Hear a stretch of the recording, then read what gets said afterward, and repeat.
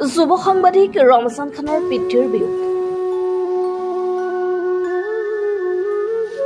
দক্ষিণ পূব বৰপেটাৰ হৰিপুৰ গাঁৱৰ যুৱ সাংবাদিক ৰমজান খানৰ দেউতাক মংগল খানে কালি সন্ধিয়া 5 বজাত অকস্মাত হাৰ্ট এটেক হৈ মৃত্যুবৰণ কৰে।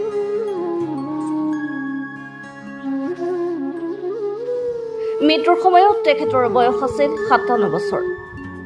মংগল খান আছিল এজন সাধাৰণ খাটি খোৱা নম্ৰ মানুহ। চিৰবিদায়ৰ পিছত স্থানীয় ৰাইজে নেদেখাজনৰ ওচৰত তেখেতৰ মৃত্যুত গভীৰ শোক প্ৰকাশ কৰে। তেখেতৰ মৃত্যুৰ বাতৰিয়ে অঞ্চলজুৰি শোকৰ ছাঁ পৰে।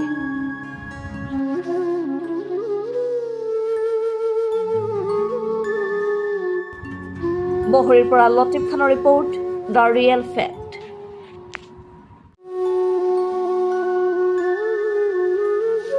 দক্ষিণ পূব বৰপেটাৰ হৰিপুৰ গাঁৱৰ যুৱ সাংবাদিক ৰমজান খানৰ দেউতাক মংগল খানে কালি সন্ধিয়া 5 বজাত অকস্মাত হাৰ্ট এটেক হৈ মৃত্যুবৰণ কৰে।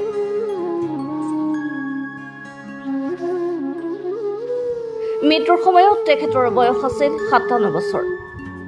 মংগল খান আছিল এজন সাধাৰণ খাটি খোৱা নম্ৰ মানুহ। চিৰবিদায়ৰ পিছত স্থানীয় ৰাইজে নেদেখাজনৰ ওচৰত তেখেতৰ মৃত্যুত গভীৰ শোক প্ৰকাশ কৰে। তেখেতৰ মৃত্যুৰ বাতৰিয়ে অঞ্চলজুৰি শোকৰ ছাঁ পৰে।